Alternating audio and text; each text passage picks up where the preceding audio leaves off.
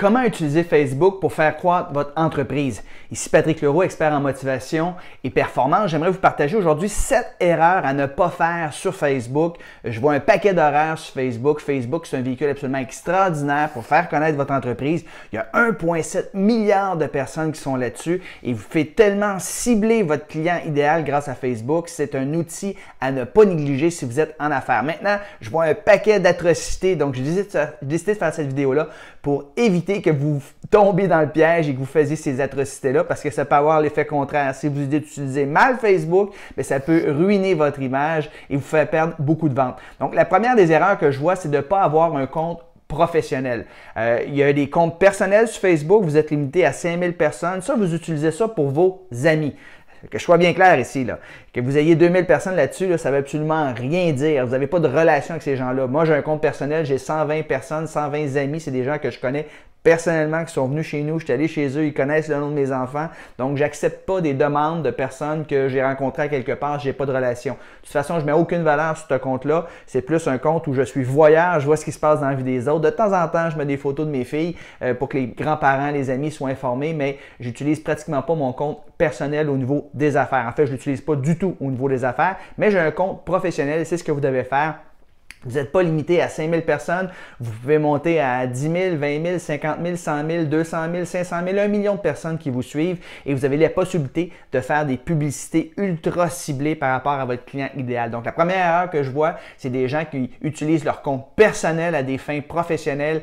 Ça n'intéresse pas vos amis ce que vous faites au niveau des affaires. Peut-être que certains d'entre eux vont être intéressés, mais la plupart, vous allez les tanner justement de mettre trop de trucs professionnels. Évidemment, ils vont se désabonner, évidemment, ils ne seront même plus vos amis parce que vous leur tombez sur les nerfs. Donc, ayez un compte professionnel. Deuxième erreur que je vois sur Facebook, c'est de parler que de vos produits ou services. Lorsque vous avez un compte professionnel, ce que vous devez mettre de la valeur. 80 à 90% de ce que vous allez mettre sur votre page Facebook, c'est des trucs, des idées, des conseils qui aident votre client idéal à améliorer la qualité de sa vie par rapport à votre thématique, évidemment.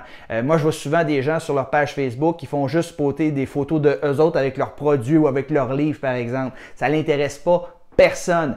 80 à 90%, vous mettez de la valeur, des trucs, des conseils, des idées, des vidéos comme je fais présentement qui va intéresser votre client idéal à améliorer la qualité de sa vie, soit au niveau personnel et professionnel, tout dépendamment du produit ou service que vous avez. Et dans à peu près 10-15% des cas, bien, vous pouvez avoir une petite touche de trucs personnels que vous allez mettre parce que vous êtes un être humain quand même, vous voulez rentrer en relation. Donc, n'hésitez pas à mettre des événements spéciaux, des voyages que vous pouvez faire. Il faut que ça sorte de l'ordinaire toutefois. Et de cette façon-là, bien, vous créez un lien avec votre auditoire. La troisième erreur que je vois sur les réseaux sociaux, c'est que les gens ne publient pas assez souvent.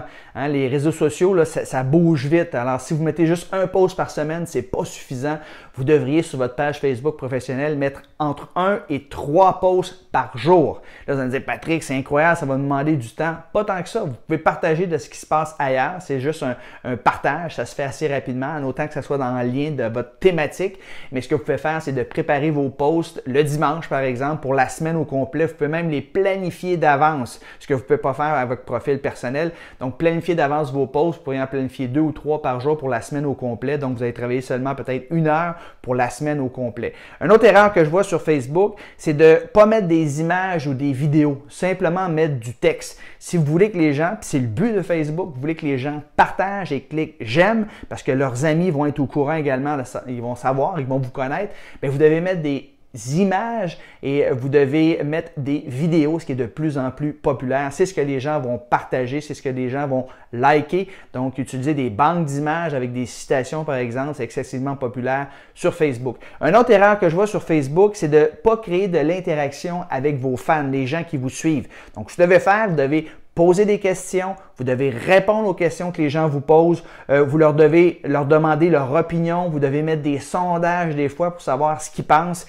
et vous devez cliquer like sur leurs commentaires et si vous posez des questions dans leurs commentaires, mais répondez à leurs commentaires. Surtout si vous commencez à vos débuts, là, puis il n'y a pas grand personne qui vous suivent, bien répondez presque à tous les commentaires qu'on vous envoie et comme ça, les gens vont vous liker davantage, vous allez créer une... En fait, ce que vous voulez faire, c'est que vous voulez créer une communauté. Hein? Vous voulez être une référence par rapport à votre thématique. Donc, pour ça, vous devez engager les gens qui vous suivent sur votre page Facebook. C'est important que vous c'est important que vous la gériez, votre page Facebook. Je vois de plus en plus ça, des gens qui font gérer leur page Facebook par d'autres. C'est assez évident. Je le vois tout de suite. Il n'y a pas d'énergie, il n'y a pas de complicité. Et évidemment, tu te désabonnes éventuellement à ces pages-là. Ensuite de ça, 6e erreur sur 7 à ne pas faire, c'est de ne pas capturer les adresses de courriel des gens qui vous suivent sur Facebook. Facebook, ça ne vous appartient pas. Mark Zuckerberg pourrait décider demain matin, parce qu'il ne vous aime pas ou parce que vous avez écrit quelque chose qu'il n'aime pas, de fermer votre compte. Alors imaginez si vous avez mis plusieurs années à développer une communauté, à avoir des dizaines, des milliers, des centaines de milliers de personnes qui vous suivent et demain matin, vous perdez tous ces gens-là. Quelle tristesse! Être sur Facebook, c'est comme d'être sur un terrain qui ne nous appartient pas. Donc, ce que vous devez faire de temps en temps, c'est de capturer les adresses de courriel des gens qui vous suivent en offrant ce qu'on appelle des freemium, qu'on appelle des lead magnets. Vous allez offrir des cadeaux gratuits aux gens qui vous suivent. De temps en temps, pas tout le temps, là, mais peut-être une fois par 3, une fois par 5 posts environ. Cliquez ici pour vous abonner gratuitement à mon infolette. Je vous donnerai en retour 2 e-books gratuits, par exemple. C'est ce que je fais souvent. Donc, vous voulez capturer les adresses de courriel. Donc, même si Facebook ferme sa porte demain matin ou ferme votre compte, vous allez quand même avoir les adresses de courriel des gens qui vous suivent. Et finalement, dernière erreur que je vois sur Facebook, c'est de pas avoir de call to action. À chaque fois que vous faites un post ou une vidéo sur Facebook, vous devriez demander aux gens de passer à l'action, de faire quelque chose. Ça peut être tout simplement demander aux gens de laisser un commentaire, demander aux gens que s'ils ont aimé votre post, votre vidéo, de partager à leurs amis. Vous pouvez leur demander de s'inscrire à votre infolette, de s'inscrire à votre prochain webinaire gratuit par exemple, ou simplement de cliquer sous la vidéo afin de recevoir vos e-books gratuits. Toujours terminer avec un call to action lorsque vous faites des publications sur Facebook. Si possible, surtout si c'est une vidéo. Alors, mais j'espère que vous avez apprécié ces idées-là. Facebook, c'est une opportunité incroyable pour faire grandir votre entreprise. Trop de personnes, malheureusement, ne l'utilisent pas bien. Donc, mettez en action ces 7 idées. Ne commettez pas ces 7 erreurs.